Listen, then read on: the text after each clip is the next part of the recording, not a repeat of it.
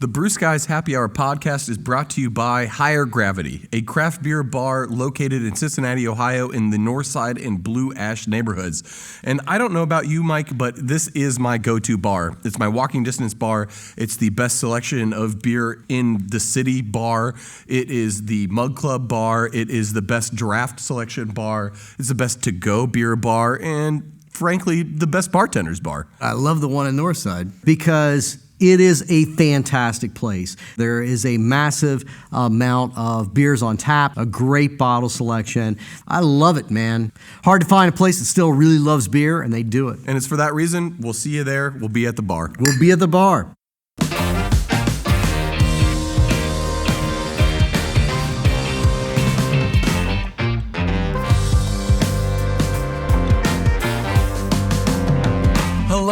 Hello. Welcome to another episode of the Brew Skies Happy Hour podcast. My name is Brett Coleman Baker, and I am here with the one and only Michael Morgan. Mike, how the hell are you? Muy bueno. Great. Do you like the subtlety of my regional dialectic pronunciation? I don't know what you said to me. I said very good and very bad Spanish. Oh, well, that's good because I was very offended in a very American way. Yes. Well, chingate. It's good to see you too, Mike.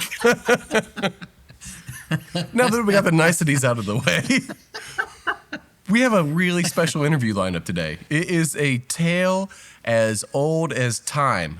Have you heard of our man and savior Icarus? I have. Heard of that cat. He with the wax wings that flew too close to the sun. I think that sums up what happened to Oldenberg Brewery. They were on the cusp, man. Oh, they were right there. They had the financing. They had the space. They had the vision. They had the dream. The product was good. Everything about this was set up for success. I think that a lot of America doesn't know the name. Well, I suspect almost nobody outside of Greater Cincinnati these days knows the name Oldenburg, but they were influential. They were also really close to being the big ticket, the next big thing. They are from here regionally, Greater Cincinnati, but they didn't just stay here. They expanded. They took that business model that Bill Owens wanted to do with Buffalo Bills in California starting in 83, and they funded it better. And they started the franchise, and they had multiple locations that stretched from here in Greater Cincinnati, Northern Kentucky, all the way down to Florida. And it's going to be an interesting conversation to figure out how that went wrong, because the timing, the model, and those guys, Oldenburg, I've got a personal connection with them. They actually taught me about craft beer, and I want to understand how that whole thing fell apart, how the wheels came off, because they seem to have everything put together. It's going to be really interesting to hear how they raised $10 million plus over 10 years and what happened. Yeah. And this is a local story, but it's also not. We happen to have the connections to Dave, and we know this story, but this story, I suspect, repeated itself in some variation across the country a lot of times. You never hear about the people that came close and somehow flamed out. No, what we've talked a lot about so far in this series has been people who were underfunded and didn't make it, people who may have had just enough funding and hit it big, and those who had plenty of funding, a la Fritz Maytag, and crushed it. What we haven't had an interview with or conversation with somebody who had lots of funding, like Dave and Oldenburg, but somehow got a little bit too far out over themselves and ended up collapsing in. Yeah. And on that note, I mean, I can't wait to get this conversation started. So Dave, thank you very much for joining us today. How the hell are you? I'm doing great today, and I appreciate the opportunity to be on the show. And I will say this, Dave, you and I, well, I mean, we've met once upon a time, but I tended bar at the Oldenburg location at the airport for a while. Oh, wow. Okay. Yeah. And so as part of that job, I got my real first kind of introduction to beer knowledge and craft beer as a bartender at Oldenburg back in my youth.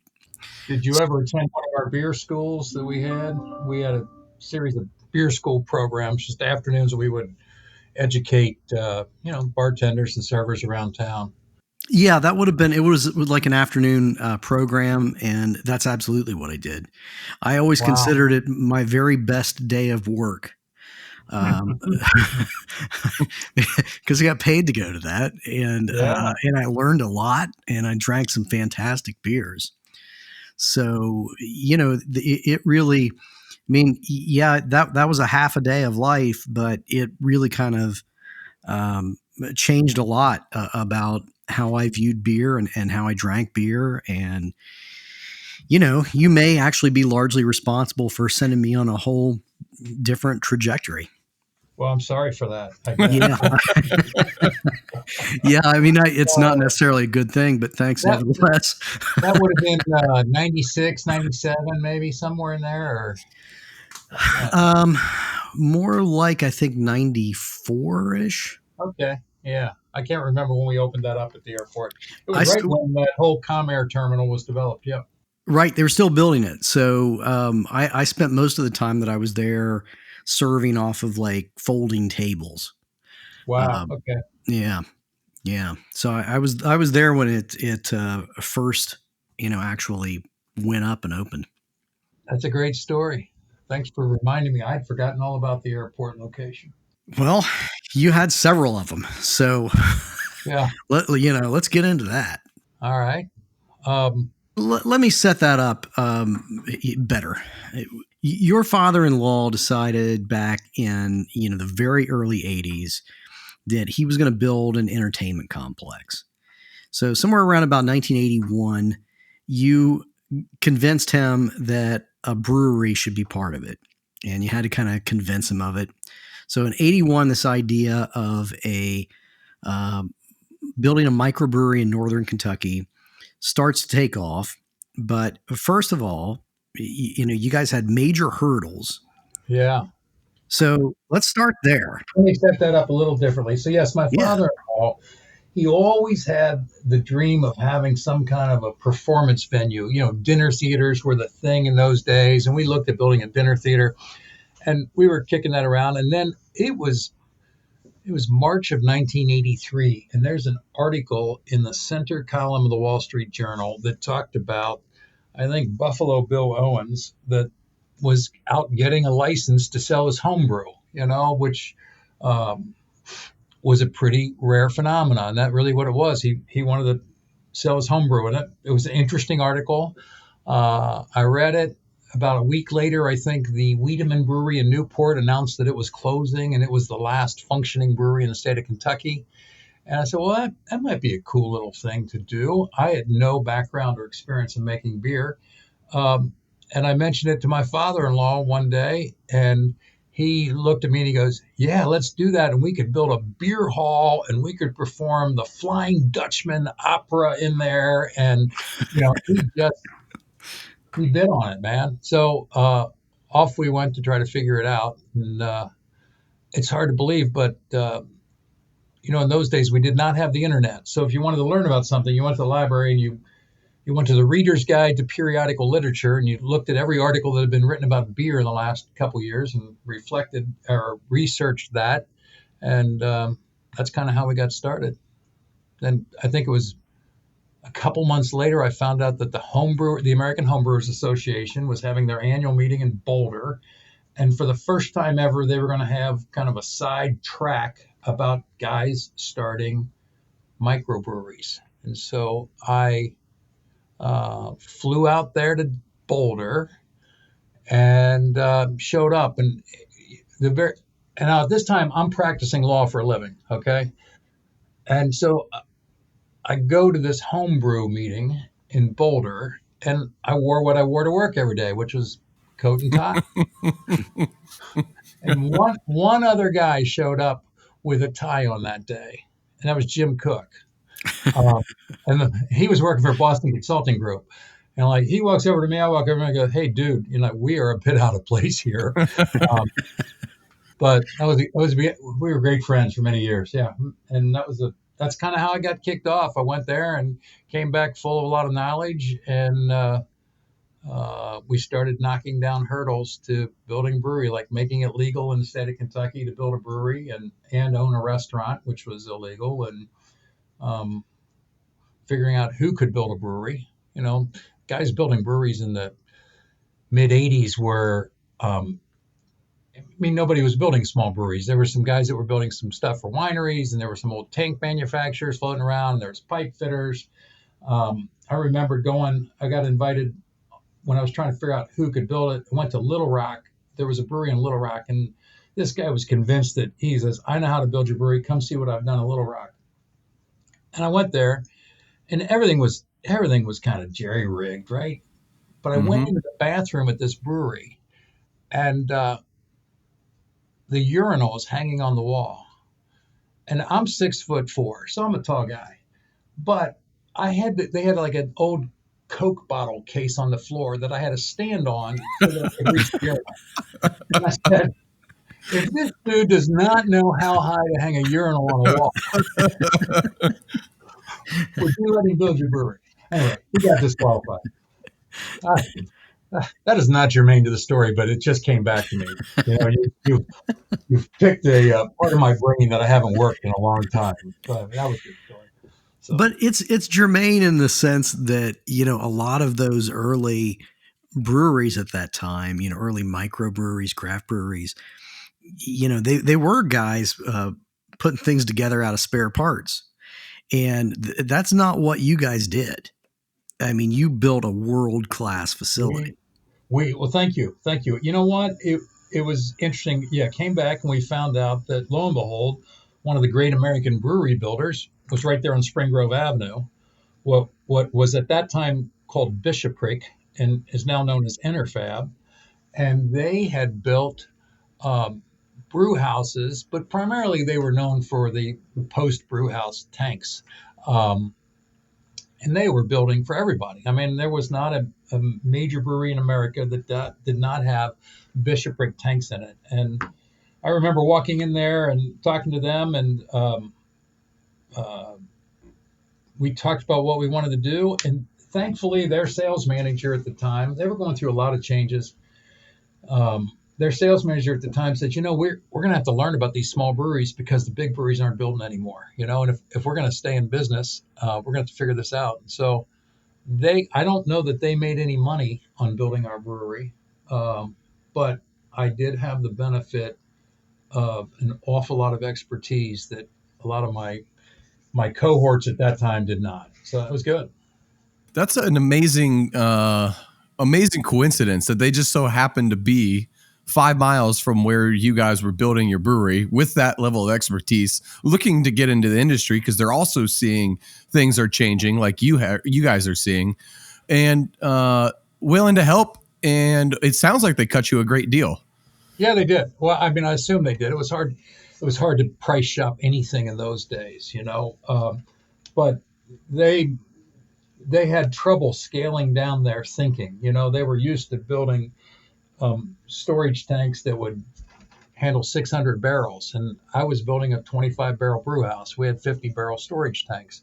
And that was the smallest thing they'd ever done. But there was an awful lot of knowledge about particularly brew house design that unless you maybe went to Europe, you couldn't find in the US at the time. And in the end, after our brewery had closed, that brew house, I think, went on to the Alltech guys in Lexington, and they still use it in the yeast propagation.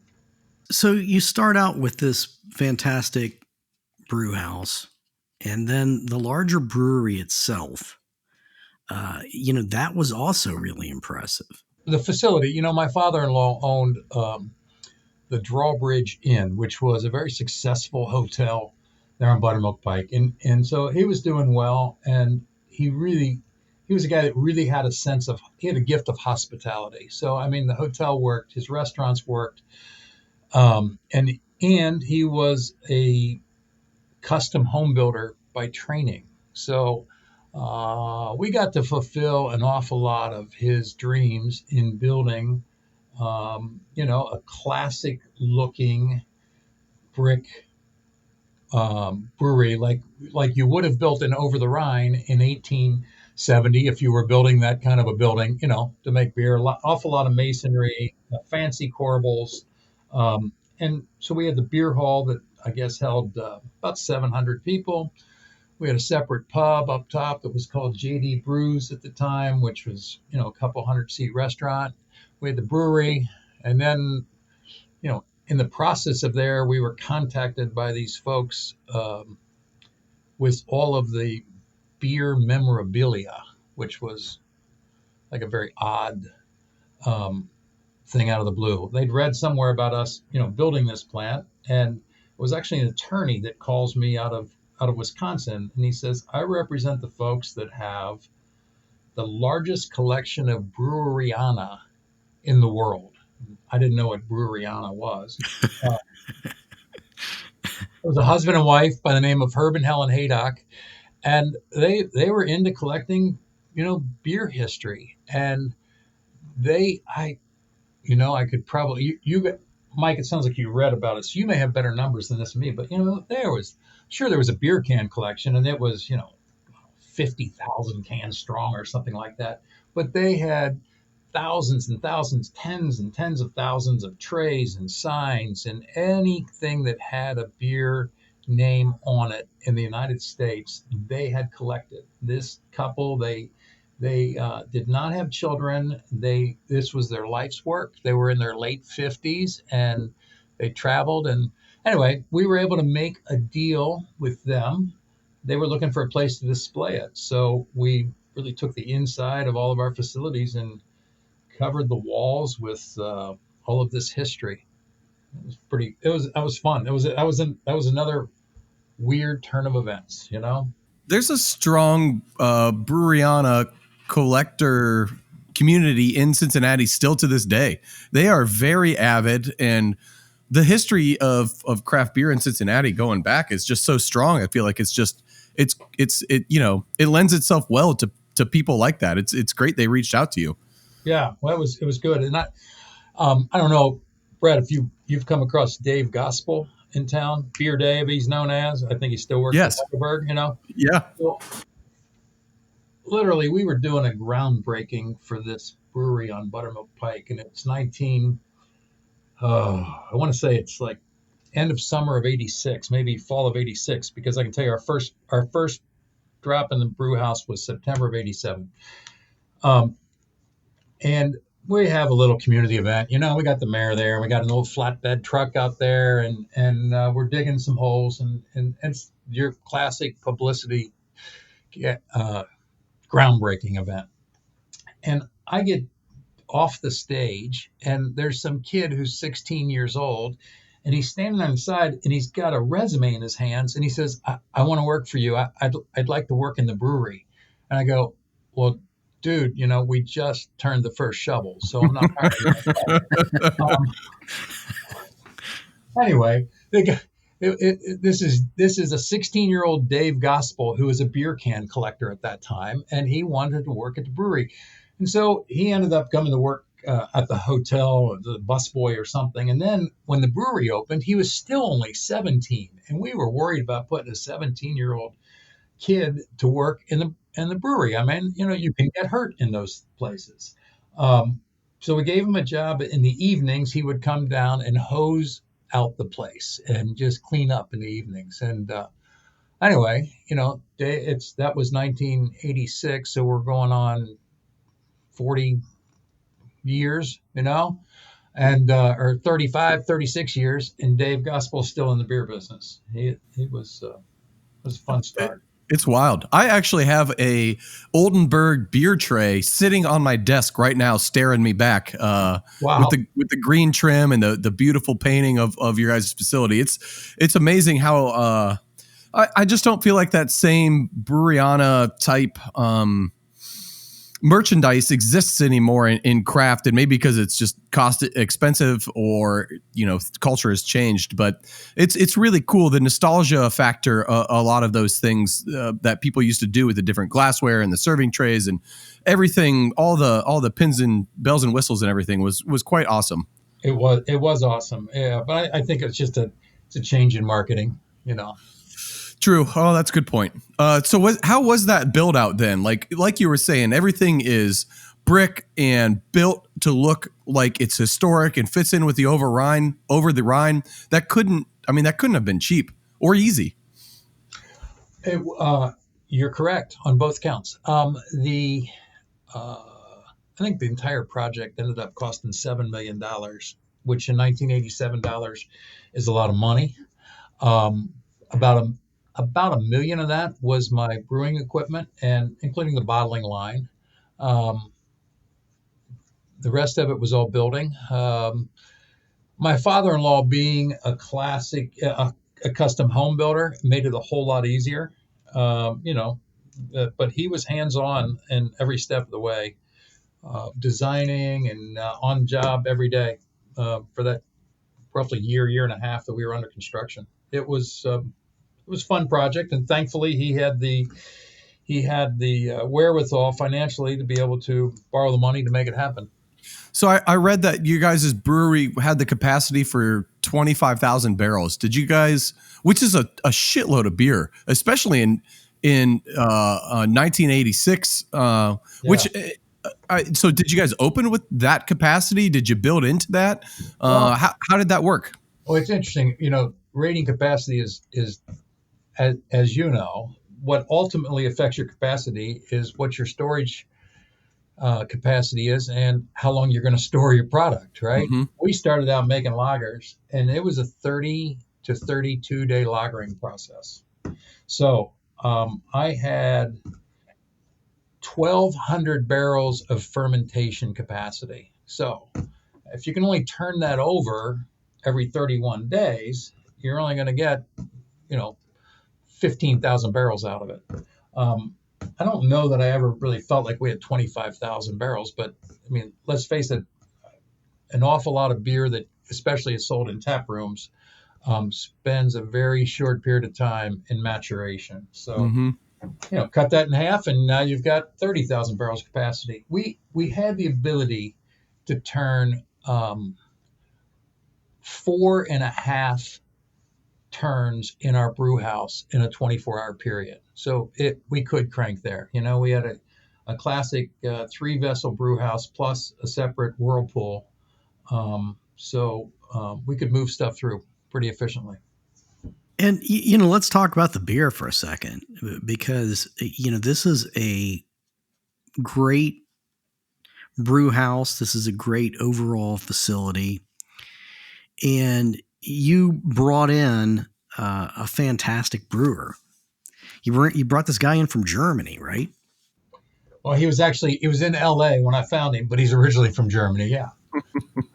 And he'd actually been working for the Pabst Brewing Company in LA, and was looking to, here, you guys can edit me later because I can't remember his freaking name. I can see him right now. Hans Bilger?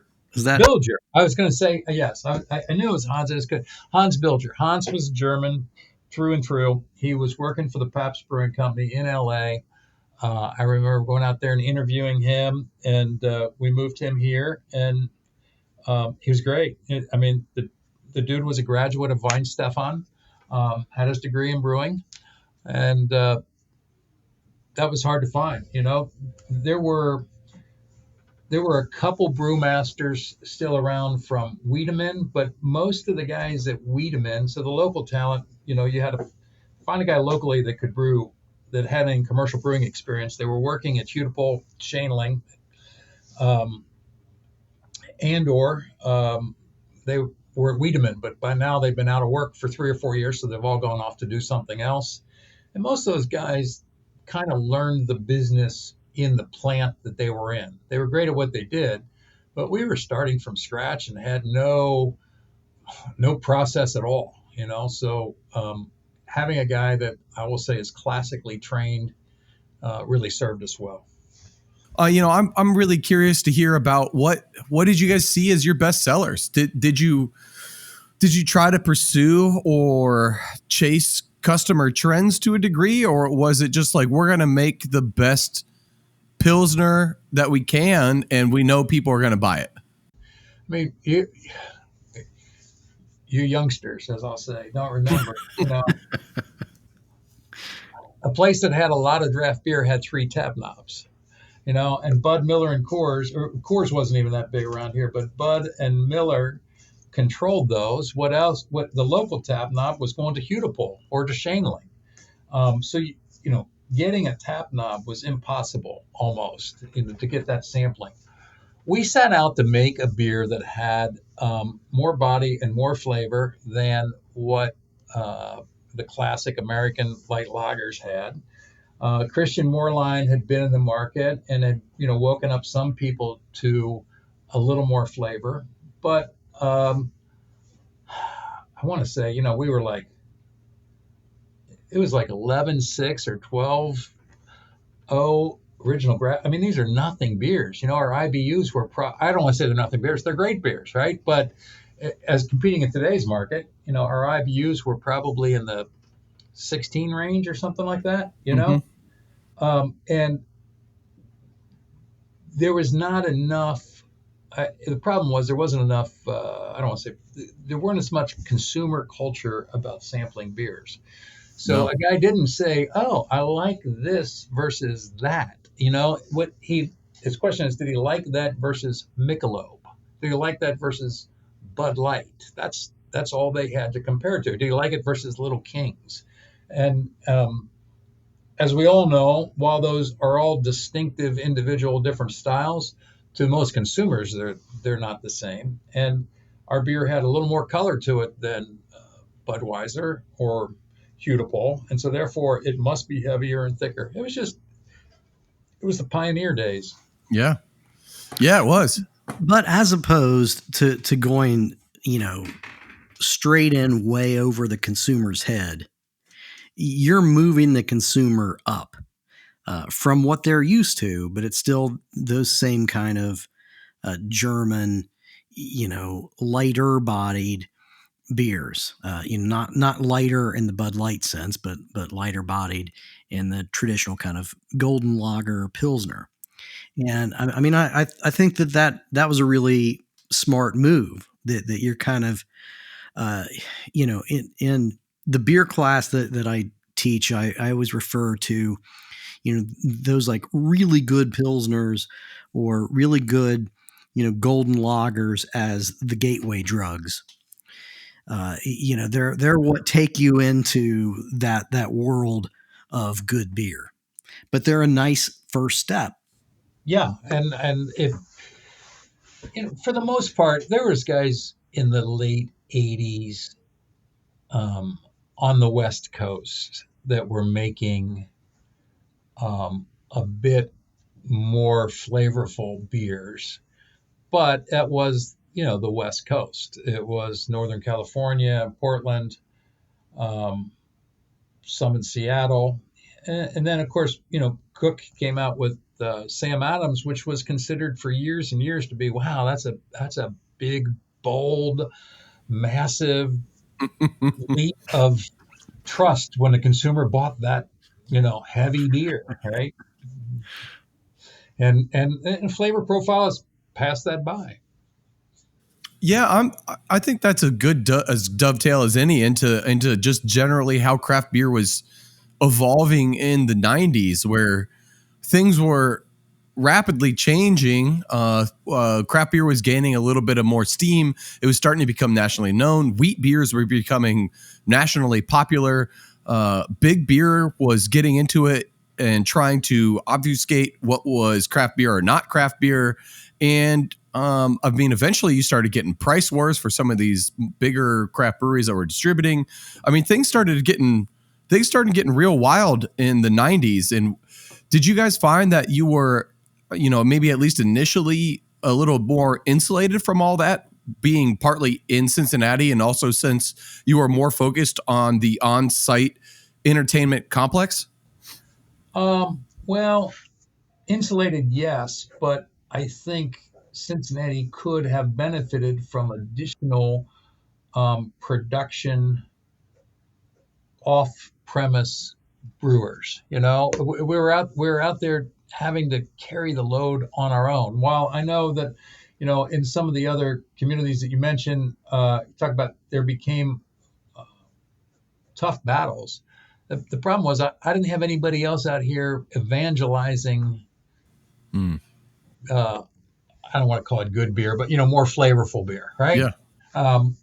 And so we were insulated to some extent. There was the guys at Barrel House, but then they distributed just a little bit. And I actually contract brewed for a guy in town that had a beer called Mad Monk. And everybody goes, well, why are you doing that? I said, well, I've got capacity, and he's going to go out and he's going to have 3 of his own people out there every day telling consumers that they should explore more beer, Yeah.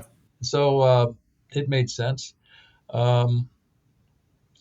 Cincinnati was clearly, in my opinion, slow to the party. Classic Cincinnati. Yeah. I mean, we ceased brewing in about 2001, and there was really nobody. You guys were even doing something else, which was, this beer camp. There was a multi-day experience where people would come and drink a lot of beer and learn things. And, at one level, it just sounds like a lot of fun. But I think that it's also, to your credit, that you were training your consumers as well. Yeah. And that was a heck of a lot of fun, that event. And they sound like a blast. Got a lot of notoriety. Yeah, we would put about 300 people in for the weekend. They would come on Friday afternoon, and Friday evening we would do a beer dinner. Friday evening was a bit more of a little opening session, and then we would get as much beer in as we could from all over the country, both imports and domestics, craft beer, big brewer beer. We just tried to have the biggest selection of beer anybody had ever seen. And thanks to the Bloatarians, the local homebrew club, they would come and volunteer and man the bar. And also, those guys and gals knew an awful lot about beer, so they helped educate. And it was a lot of fun. We spent the better part of Saturday, with a group of speakers. I'd always call on buddies of mine in the business that would come in. We had always had Daniel Bradford, who was with the home brewers, and then the small brewers would always keynote something for us. Greg Smith, who's an author, a lot of beer books. Michael Jackson from London came. Kim Jordan from New Belgium. Pete Schlossberg. Jeff. Man, you're unlocking my brain of names. Jeff from Left Hand Brewing in Denver. I mean, these I could call these guys and say, come in, and spend the weekend with people, and it was great. Then people got a chance to spend a time in the brewery if they wanted to actually go through making a batch of beer, start to beginning. People got to learn how to make a batch of homebrew. The Bloatarians would do a home brewing session. We'd do a big dinner on Saturday night, 7 courses, and there was beer in each one of the courses, and then it was served with another beer that complemented it, and it was a hell of a time. You started that in 1992, and I read earlier today. I read an article from the Chicago Tribune from 1997 or 4. It was after Beer Camp 5, where they were quoting you in it, and you were making national news because of this beer camp that you were pushing. I'll tell you what, we had a lot of fun, and it was a great, unique event. Yeah, I mean they really talked you up. You sound like a wonderful public speaker, and it shows right now while we're talking. But I really wish I could have heard some of your quote vented righteous anger from back then. I'll have to go back and read that story now. Hey, the London what is the London newspaper sent the guy from London to cover beer camp, and they wrote about it. It was, but it was the '90s, and people were starting to get interested in beer, and so the public wanted to know, and the press wanted to cover it. Plus, let's face it, if you're a journalist and you read about this, you're going to go to your boss and say, "Hey, Mister Editor, why don't you cover me for a weekend to go drink beer for a living?"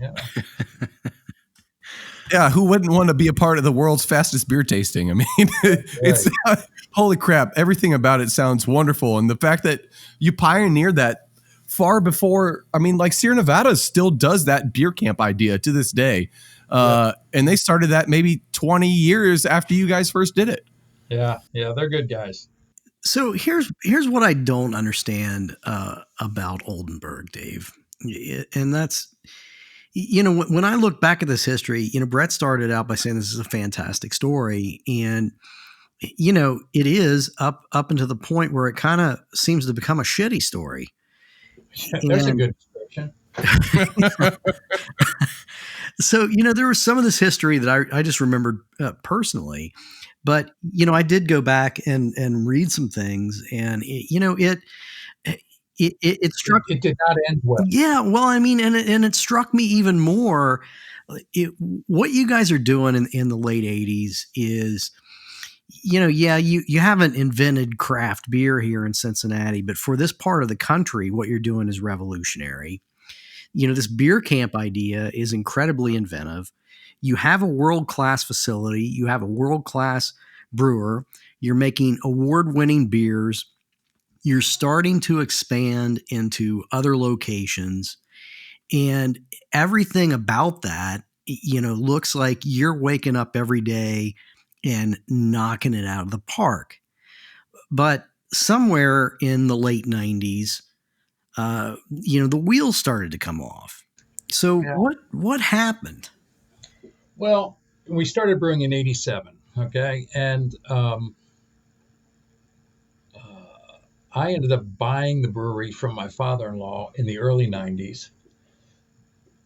We raised some money. We did a little stock offering. We sold a lot of stock to individuals in Cincinnati.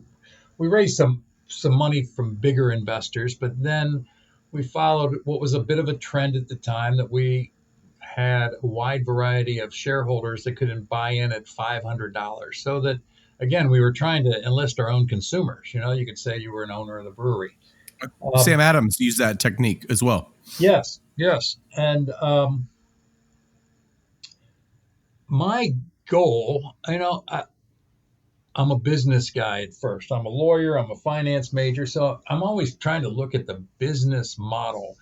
And quite frankly, while we were doing really well as compared to other Midwestern brewers, there was not a big exit strategy for the beer business. We were going to be, I don't know, a $2 million a year brewer, right? Now that's not in the restaurant business, but that's where I could see us getting.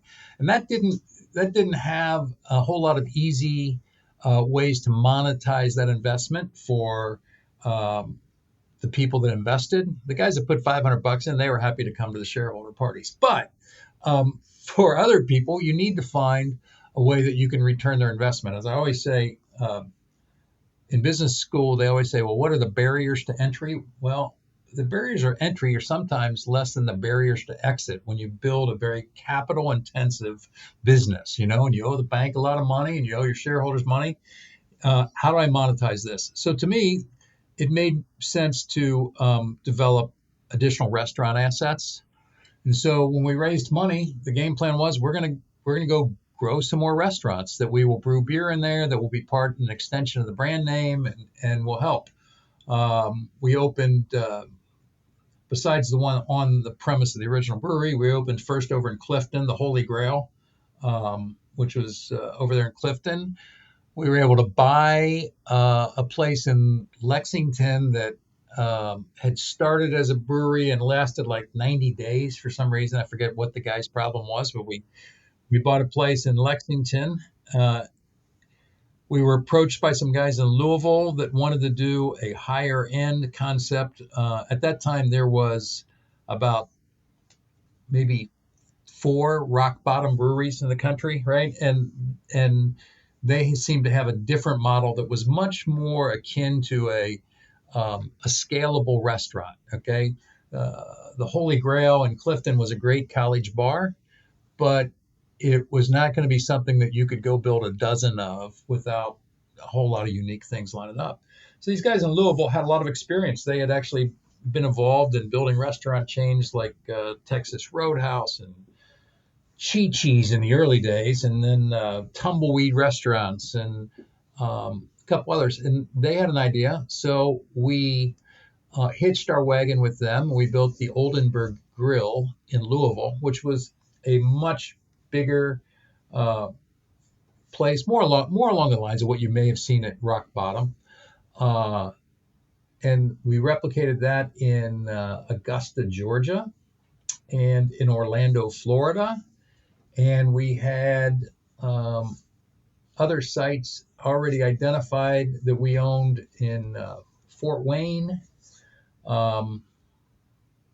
one in New Jersey, one in Buffalo. I mean, we were on a tear. And then, quite frankly, my partners had some issues with some of their other businesses, and the wheels came off quickly. If you're a fast-growing enterprise and you're in the restaurant business, you better know what you're doing. And frankly, as I tell people, I grew a little too big for my britches, is what my mother would say. We went from one location in Fort Mitchell to 5 locations and 600 employees, and we did not have the controls and the processes in place. So I had to unravel that. There was no ability to make that work. We had some bad deals on some leases and the like. So in the end, I had to sell most of that off. So we sold the original. The restaurants were all one-offs. I had to make a deal here, make a deal there. The brewery in Fort Mitchell was sold to some guys out of Indiana that had this is 1999, the first .com bubble. These guys had written some code for something. I forget what it was. They were very early, like 29, 30 years old. And somebody had given them $12 or $15 million for this piece of code they wrote. And so they thought it'd be fun to own a brewery. And I needed somebody else to own a brewery. They bought it. They ran it for about a year and a half. And here's another odd story, right? I left. A lot of my employees stayed, obviously, that were running the brewery. And I still remember my marketing person calling me about 4 months after I sold them the brewery. They said, guess what? We've got a suite at the Kentucky Speedway. They had their own. I go, okay, well, that's an interesting investment of money. And he says, Heidrich, when you were here, if I gave a guy a T-shirt, he almost had to promise us a tap knob. And they had to name a child after us if they were going to get a neon, sign from us. And he says, these guys have got golf bags, custom-made golf bags that say Oldenberg beer embroidered on them, And I just said, gosh, maybe that was not a mistake. That's why, I didn't make it in the business. Anyway, after I think about 18 months, their accountants got a hold of them and said, you guys are very wealthy and you're going to be very unwealthy if you continue this. So that's when they sold it off at that point. And that's when they stopped making the beer. They sold the brewing equipment to Alltech. But it was an unglamorous finish. And I will tell you, a friend of mine, Daniel Bradford, who I mentioned earlier, was with the American Home Brewers and then went on to run the small brewers and the Brewers Association of America, and owned All About Beer magazine for many years, published that. Daniel and I still talk, and he called me a couple years ago and he goes, I'm cleaning out some crap in my basement and I find the minutes of the Small Brewers Association of America, the board of directors minutes from 1994. And I said, oh, really? Those were great days. And he goes, yeah. He goes, that, you were chairman in 94, 95. I go, oh, yeah, I was. Then you go through, and he's reading the list of the people that were on the board, right?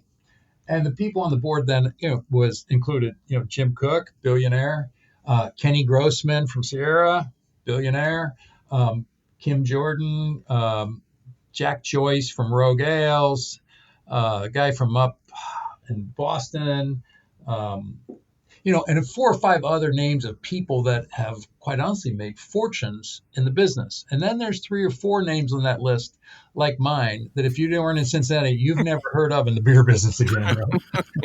So some pioneers die on the trail. It's okay. It's been So a good how much of that, how much of it had to do with, kind of unique internal things as opposed to what was going on in the industry more broadly in the 90s? I would say that, well, me exiting the beer business had to do with a too aggressive of a growth strategy for restaurants, too much, too quick, right? The lesson that I've over the years taught when I got invited to go teach a class on starting a business or raising money, the lesson that I say I take from that is, just because someone's willing to invest in you is not necessarily validation that you've got it figured out, okay, or that your business plan will work, right? It just means that somebody believes it will.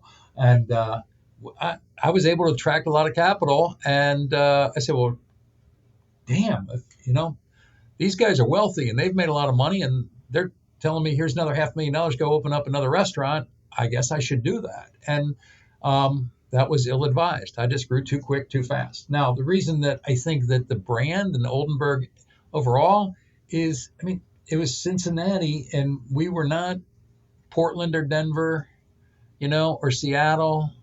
There was just no, even in 2001, there was no craft beer culture to speak of. There's a few people around town, but restaurants were not expected. No one was saying, oh shit, I better add 2 more tap knobs for craft beers because my customer coming in to Fridays is going to ask for it. Not going to happen. Didn't happen. No, it took a long time for Cincinnati to catch up. I know we got a lot of breweries now, but you were, especially for Cincinnati, well ahead of the game. And it's a frustrating thing. I'm sure far more so for you than me, but it's frustrating that you guys were close. It was just a matter of a few years between when it wasn't sustainable and when craft really started to explode. Yeah.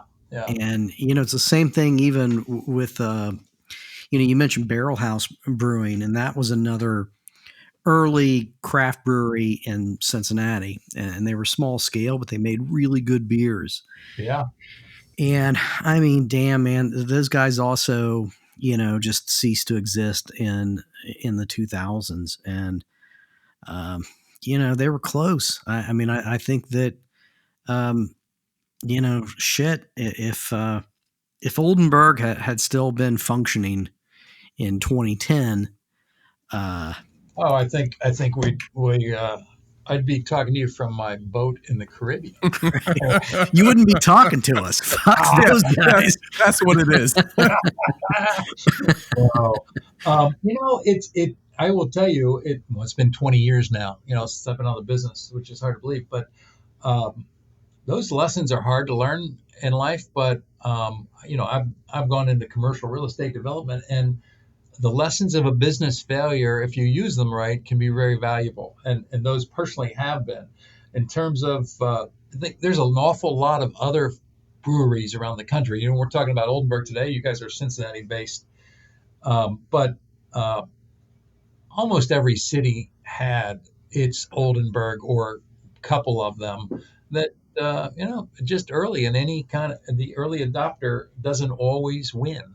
No, that's a pretty classically proven thing, I feel like, and especially in our country, where just because you're first doesn't mean you're the one who's going to benefit from the foundation you lay. Usually somebody else comes in, or the market finally comes around, and then things get built, on the backs of those who did the hard work. Yeah. Once again, one of my favorite quotes: "Pioneers get the arrows and the settlers get the land." Oh, there you go. I say quote. I have no idea who the hell said that, but It's been around a while. just saying. Somebody. I've only ever heard you say it, so it sounds like a Mike Morgan original to me. Yeah, I mean, I doubt it, but I don't know. I drink a lot, so maybe. Well, I will tell you when you guys asked, and last weekend I listened to a couple little clips, and I listened to the one episode when you talked about the beginning of craft beer, and you reminded me one of my favorite quotes. Okay, this is probably maybe 88 or 90 or something. It's very early on, and Inc. magazine does a really nice piece on the Boston Beer Company and Jim Koch, and it talked about in the story. It was about Jim his uncle, I think, invested in his brewery early on.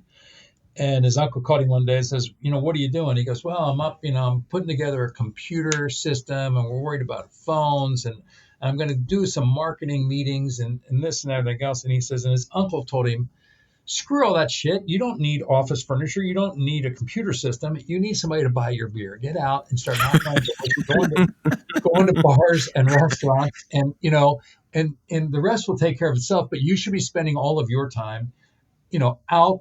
I mean, literally, we would walk into restaurants in those days and say, "Hey, I'm a brewer." Really? I didn't know there, you'd have to start from scratch with people. So anyway, the point of this story, or one of them, was that. And I still remember calling Jim, reading that, going, "Dude." And again, in those days, all of those people I mentioned, we all talked every week because everybody was trying to solve a problem. Like, do you know where you can buy bottle caps? None of that stuff was readily available.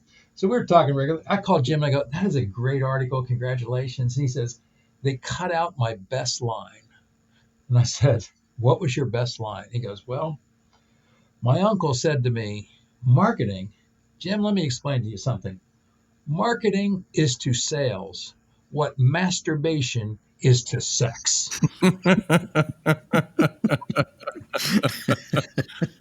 You can do one of those all alone in a dark room, okay? But there's no procreation that comes from that.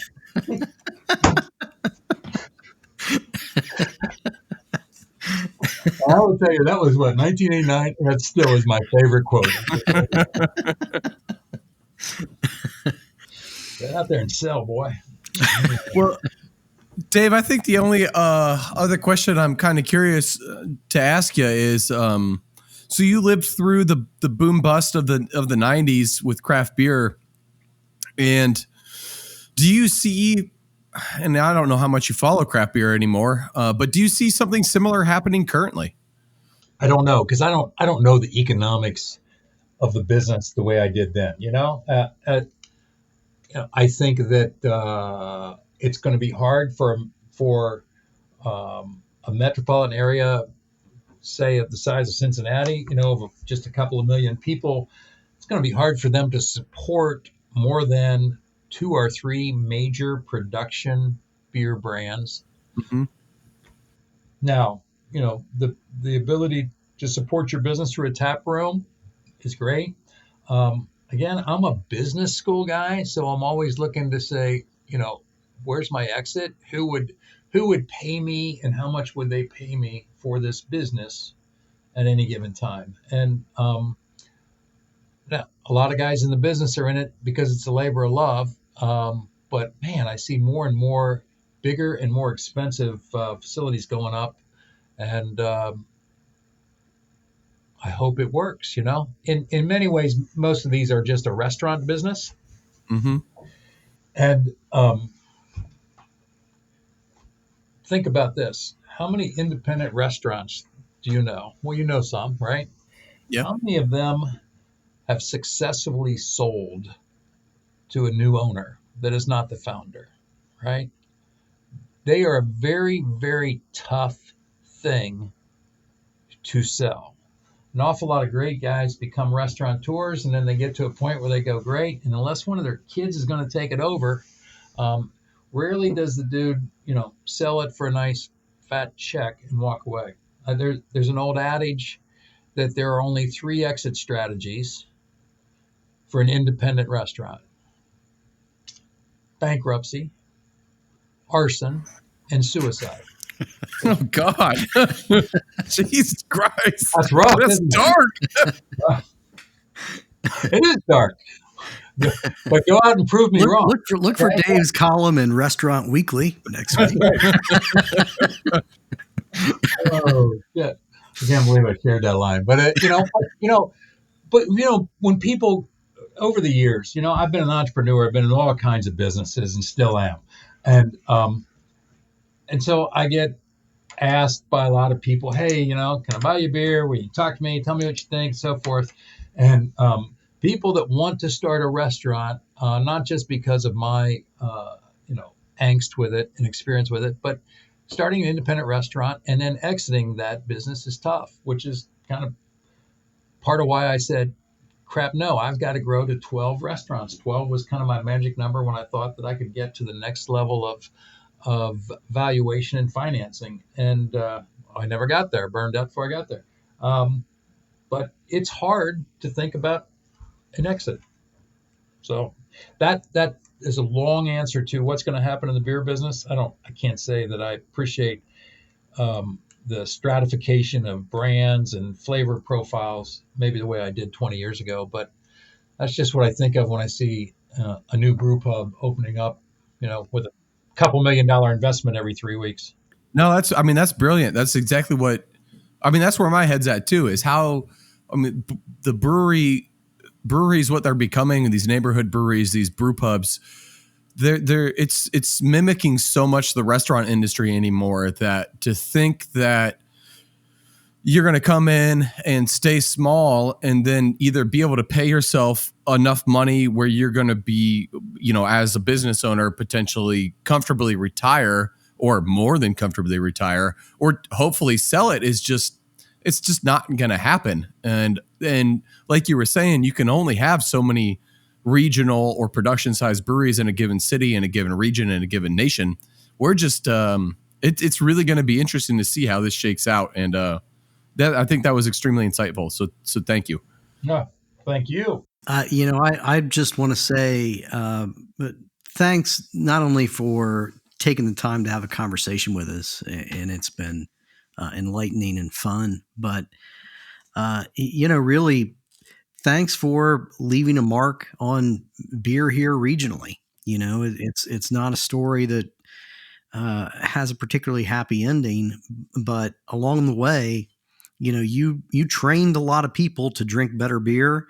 You lit a spark in a lot of people that I think helped feed the success of craft long term, and just helped a lot of people like myself personally in terms of changing my own taste and growing my palate. And it was cool stuff, man. I'm sorry you're not a billionaire.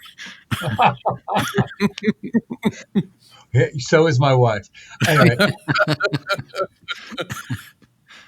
That was a great interview, and I can't wait to break it down. But before we do that, let's hear a word from the people that help make this podcast happen.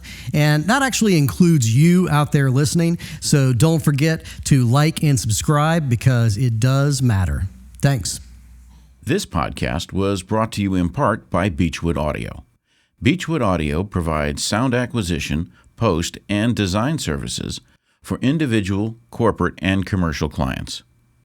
For more information, contact Adam at soundfilmvideo.com. Mike, that was a great interview, and what I really loved about this story is the fact that we're looking at this combination of capital and success in a different combination than normal. We have the tried and true story of lots of capital, plenty of success. Now you're a billionaire. Ken Grossman, Jim Koch, who we haven't interviewed yet, but we will. Don't have enough capital, can't scale up. So you fail no matter how good your beer is or how good your Jack idea is. McAuliffe, Bill Owens, Uli. There's countless of those. Less so on the other side because it's harder to get capital. Right. But what this story is a story of plenty of initial capital, a fantastic idea, maybe a hair on the early side for timing, but enough money where you can ride that out to success. But we still were met with failure ultimately. And they did about 98% of everything right. Yes. In the end, they just expanded too quickly, flew a little bit too close to the sun, and that was it. They did so well so early on and had so much success with their local brewery that was massive, that cost $7 million in 1980. They had so much success with that, they opened up a couple of these brew pub models that they pulled from Bill Owens, which we'll go back to here in a second. But they had so much success with these first couple models. They were doing well. They could manage it. They could handle all this. All of a sudden, these other people with money were seeing what they were doing. They're like, let me give you more money. And when you're young and you're successful, what are you going to do? Say, no, I don't want your extra $1 million to open a location in Georgia? Right. You're going to say, hell yeah, slather that shit right into my bank account like butter. Let's go. If rich, successful people want to give me money, then I must know exactly what I'm doing. Yes, yes. That's a very easy assumption to make.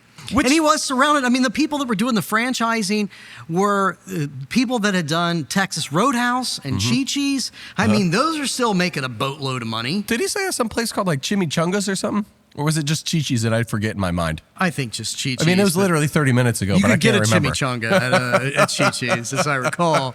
That must be what it is. That's the childhood memory. Come back. Oh, my God, that big plate full of fried-ass flour filled with some type of meat and covered in some sauce. That's exactly what it was. Oh, man. Yeah, you ate that before you ate the fried ice cream. Oh, I can taste these memories right now. This is glorious.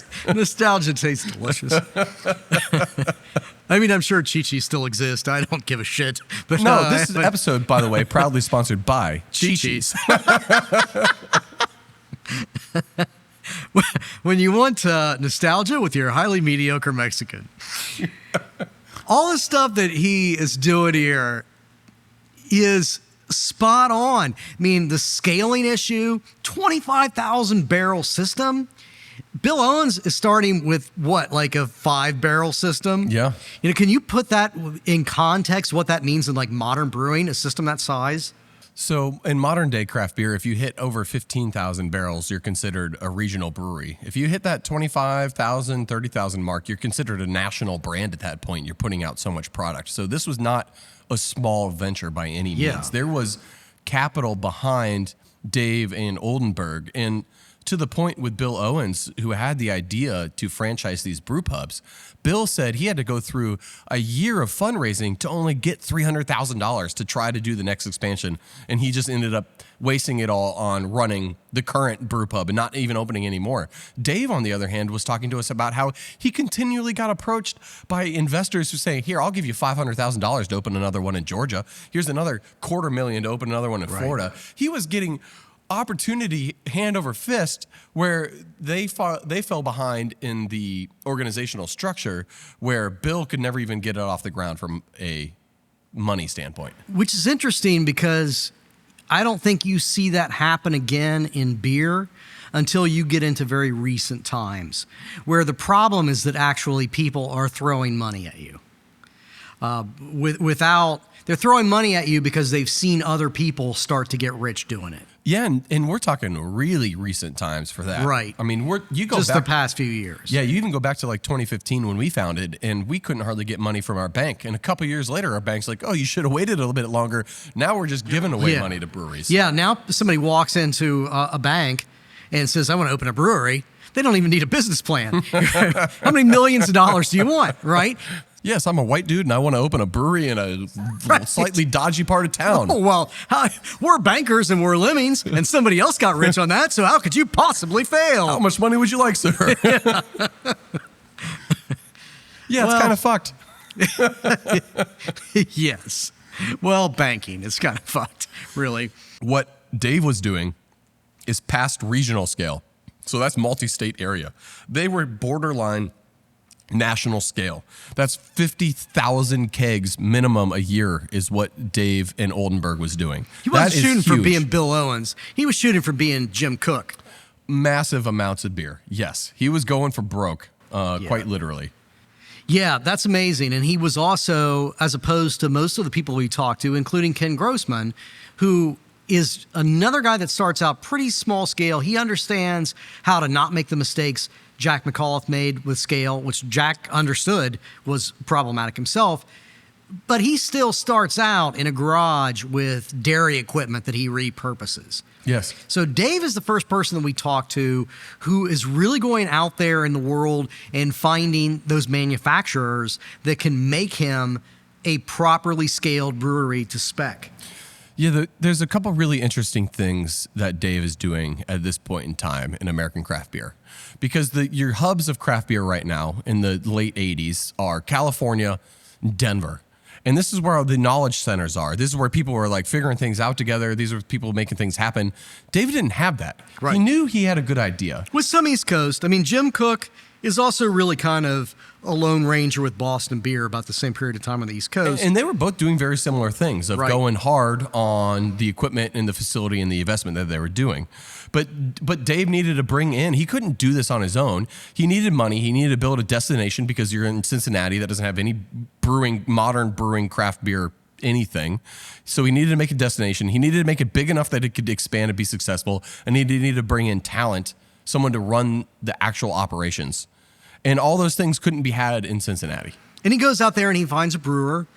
Fritz Maytag talked about the knowledge in that episode where Yes. he's making the analogy to the London cab drivers, you know, that there is a difference between knowing how to do your job well in a brewery and knowing why you're doing your job and really understanding the fundamentals of brewing. And Yes. I thought it was interesting for Dave to talk about that like there were good people here locally. There were people that were good at their job at Wiedemann or Hutapol Shane Lane, but they were good at doing a job in an existing plant as opposed to a real fundamental understanding of how you start a brewery from scratch. The local brewers knew what they were doing and they knew how to do it. They knew what buttons to push in what order, but they didn't know why they were doing it. Dave needed somebody that didn't know how to follow a recipe. He needed somebody that knew how to write a recipe and understand why that recipe was being written the way it was. He needed that knowledge, like you said, the craft. He was in search of the craft. One of the other things that they were doing that was really innovative at the time was this beer camp. Yeah, this is just another great example of being ahead of the curve. And what I really love about this beer camp that he did is not only did it create the initial cult-like fervent behavior and ideologies around craft beer locally here in Cincinnati, and hopefully that spread nationally, it was also a opportunity to share knowledge and grow and learn as budding brewers in America. He was bringing in Ken Grossman, Jim Koch, Kim Jordan, all these founders of these massive breweries now were all coming to Cincinnati to meet, to talk beer, to do the world's fastest beer tasting, to have fun with these home brewers, and to ultimately share knowledge on how to run their businesses. This was so far ahead of its time in what it was doing. I mean, it's amazing. I mean, I got into craft beer because I worked for Oldenberg and I went through their like one-day beer seminar. They were bringing in people from all across the country. I mean, people flew in from everywhere. He talked about that reporter coming in from London. So to some extent, you're even international. And yes, they're talking about brewing, but what he's really predominantly doing is training consumers. Yes. I mean, he is training the craft beer consumer on a national level. And holy shit, that's an amazing idea. That's what kills me about this whole thing is that everything about it was right. It was the love of beer, the history of beer, the reverence for the brewery history and appreciation, the leaning into the breweriana stuff, the caring. That beer museum was amazing. Yes. Unlike no other. Still nothing like it in modern beer. This whole reverence for everything beer I mean, it's what everybody espouses to be and romanticizes about craft beer, but they were doing it, and they were making great beer, and they had great equipment, and they had a great brewer. They were so successful, in fact, that was actually their undoing. Yeah. They were getting too much money thrown at them too quickly. Couldn't say no, because how the hell could you if you were that young and that successful? Right. Why would you ever turn down $1 million to open up 2 more locations in fucking Florida? And it's all of a sudden became too much, and it collapsed in on itself. Be easy for me to be judgmental because nobody has ever offered to invest in anything I've ever done. But I'll give you $5 if you fucking fuck off. all right. All right, on this episode over. I'm cheap and easy. This is the Bruce Guys Podcast. Yeah, I don't know. I mean, we didn't obviously get into the real nitty-gritty of their spreadsheets. And it sounds like, although he was partnering with these people that had done Texas Roadhouse and Chi-Chi's, and they really knew how to understand the franchise model, and they're coming at it with a lot of money. Rock Bottom is coming out this same period of time, and he says there's only 4 of them nationally at this period. So all of it really seems great to me on paper. I'm not sure. I mean, I guess that you get into, to some extent, although he starts out with so much more money, it sounds like his undoing was almost exactly like Bill Owens's, in the fact that Bill Owens had quality control issues. So you could scale a concept in terms of what you build. Let's build it's one thing to build a building and build a brew system and hire a brewer. It's another one to serve food and have restaurant management in multiple locations over multiple states and keep that consistent and scale it up. And I mean, managing a restaurant, managing one of them looks like a friggin' nightmare to me. I got a lot of friends that do it, and oh my God. There's no margins. It's terrible. It's hard work. It's awful. And the staff is just, I mean, when you wind up with 600 employees spread out over multiple states, and you're talking about bartenders and servers and cooks, I mean, man, that's a lot to manage. That's a lot of shift work, and And that's something I think you see a lot in beer. In craft beer, is that people don't realize what's happening behind the scenes, especially at your local brew pub or restaurant. Is you might think they're successful and they got it all together, but what's actually happening is that the owner operator or whoever's managing the facility is just literally brute forcing that thing into holding it together and being successful. It's not sustainable in the very least. We had a local brewery that closed a couple years ago, Blank Slate. That was the same thing. It was one guy basically forcing his will upon the brewery in order to stay open and keep making good beer, but none of it was sustainable, and it eventually collapsed in on itself. And it's the same thing here. He was making brilliant beer, but yes. Right. Yes. Yeah, it's not enough. You have to be able to run a business, and the more complex that business gets, and the more systems you need in place, the more SOPs, the less soul that actually exists, but the more successful you could potentially be. And it just, you're right. It's crazy how it was the same issue as Bill, but on opposite ends of the capital spectrum. Much bigger scale. Yes. But that's ultimately the story of beer in the 1980s. It's a tale of haves and have-nots. It's a tale of pushing through or not pushing through. And ultimately, you can do as much of the right thing as possible, but that one fatal error is enough to take the whole thing down. And I think that's the story of Oldenburg. To some extent, even more so the larger you get. Yes. Yes. The stakes become higher. The dominoes become bigger. The chain reactions larger. I would like to be drinking a delicious Oldenburg right now. We can't, but here's to you, Dave. Cheers, Dave. Cheers. Cheers, Oldenburg. Cheers, Mike. The Brew Skies Happy Hour podcast is a production of Brew Skies Limited in association with 779, a leading video production and content creation agency. With over a decade of experience, 779 works with a wide range of clients, from global brands to boutique startups to mom and pop shops. Visit 779video.com for more information. That's the numbers 779video.com. This episode was edited by Dan Fennessy, who is also our executive producer. This podcast was engineered by Adam Rabinowitz. Thanks for listening.